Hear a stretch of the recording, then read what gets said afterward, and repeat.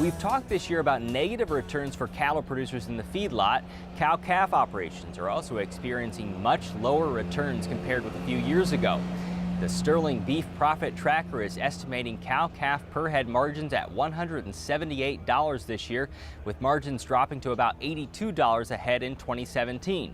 Those returns are far below 2015's mark of $433 a head and 2014's level of $518 per animal.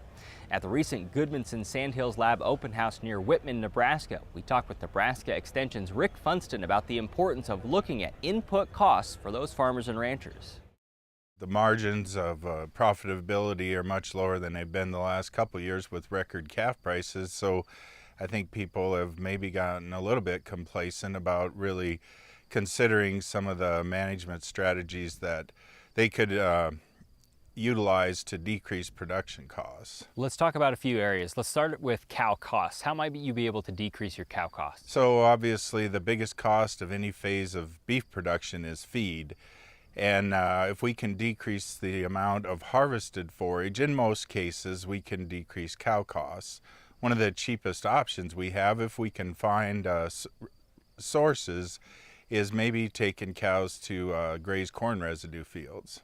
How hard is it to find those kinds of places then here? Well, we only utilize something less than 20% of the entire corn residue in the states. Unfortunately, a lot of that unutilized residue lies outside of areas where there's a lot of cows in the east. Is it affordable to, travel that far to get it or to bring it back here? Yeah, so I think transportation is one of the major costs of adopting that or utilizing that practice, but I think it's still a lot cheaper than banking forage on a ranch with our high grazing costs.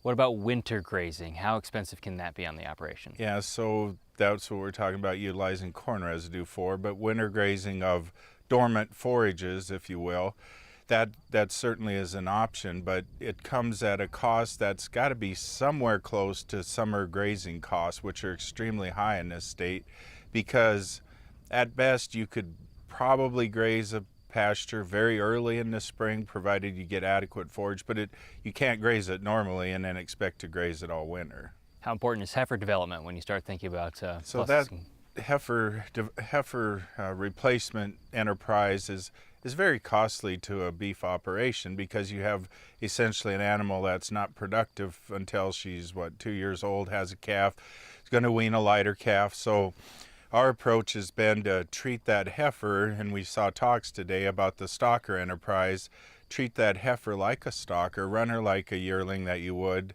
and then expose them all for a very short time. And then that female that's not pregnant is a potential profit center, because you don't have a lot of money in her. Is there a discussion about which cows you're retaining, open cows to retain, whether or not to keep them on the operation?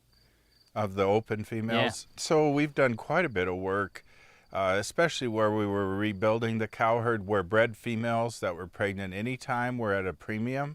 So the last several years here at the ranch, we've actually taken any female young, not an older cow, which are generally not open anyway, and taken those younger females, expose them for the November breeding season, that'd be a fall cavern, and sell them the next year. And we did a paper on that, and every year but the drought year it was profitable to do that. We're somewhat reevaluating that this year, but we have a couple things that have changed quite a bit. Cull cow prices are down, all cattle prices are down. I guess the question remains, what will these bred females for fall calving be worth? A lot of them went down to Texas and Oklahoma, where they're still rebuilding their cow herds, so they may be worth more. It might be a profitable venture again this year.